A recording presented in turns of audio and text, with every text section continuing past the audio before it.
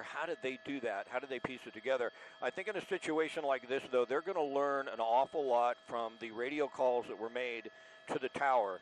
I'm certain that in this situation, well, I shouldn't say certain, but it's probable in this situation that the pilot was having communication with the tower and telling the tower he had some type of issue.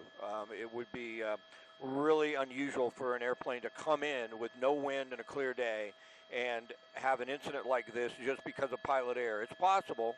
A pilot, if he came in too slow and he stalled the airplane, this is exactly what you would see. If you get into a stall at a low level, it's uncontrollable. Your aircraft goes straight down, and you have no way of getting out of it. If you don't have enough altitude, you won't get out of a stall. But I think we're going to learn, and it's more than likely that we're going to learn that there a lot of information going to come from the communication between the pilot and the tower, and there was some type of malfunction that the pilot was dealing with, and they will be able to figure that out from the communications back and forth. And then, of course, they'll look at the wreckage, as you mentioned.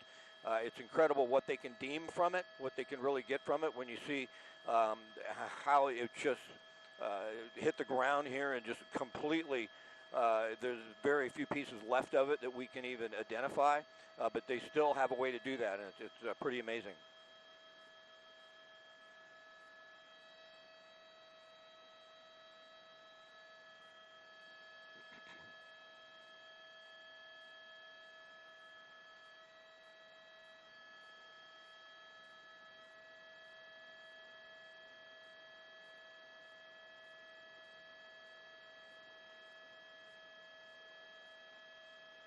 No, if you have a stall, you're not going to alert the tower of it, but you should know you have a stall warning horn that comes on in the aircraft.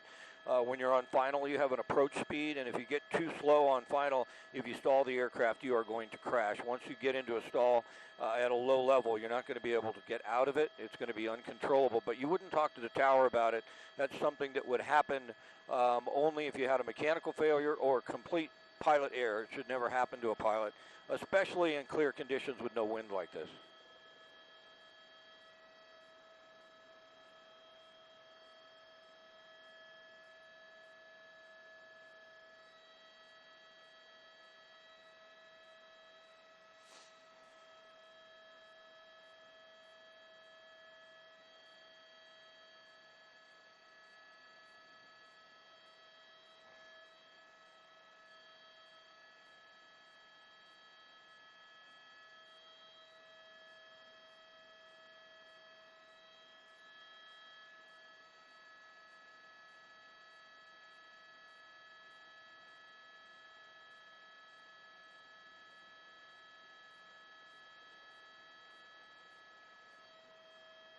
All right, thank you. I can, go ahead.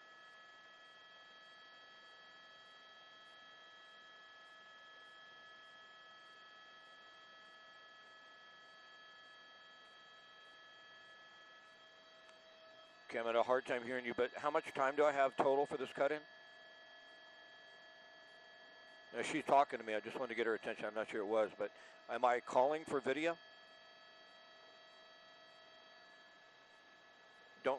Don't, don't. Okay, very good.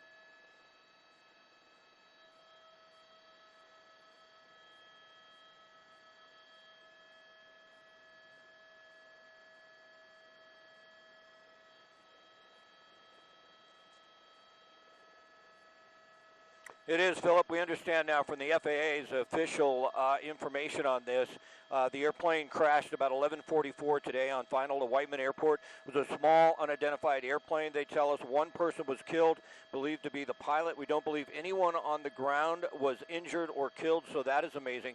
It's right next to Whiteman Airport. It's right on final to runway 12. Whiteman's in Pacoima, right off San Fernando Road, and Ralston. The actual accident happened on Sutter. Whiteman Airport has been shut down. There's an investigation underway right now. City Fire has responded. Again, one person, the pilot, was killed in this accident. We don't believe there was any other passengers on board, and we don't believe anyone on the ground was injured, but certainly now the NTSB and the FAA will have to get in here and investigate, figure out exactly what went wrong. And this pilot was so close, only maybe 150 feet or so from the actual runway to where he could have landed this airplane safely. So very sad.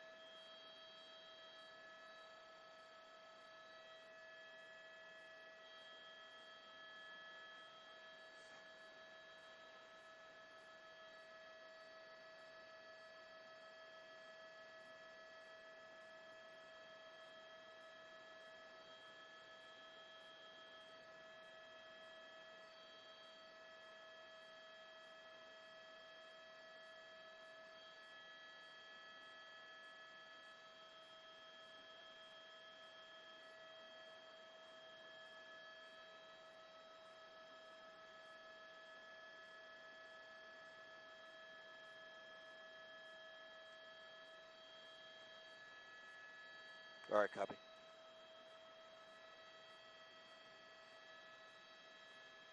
All right, copy. We're going back. Thank you, Jay.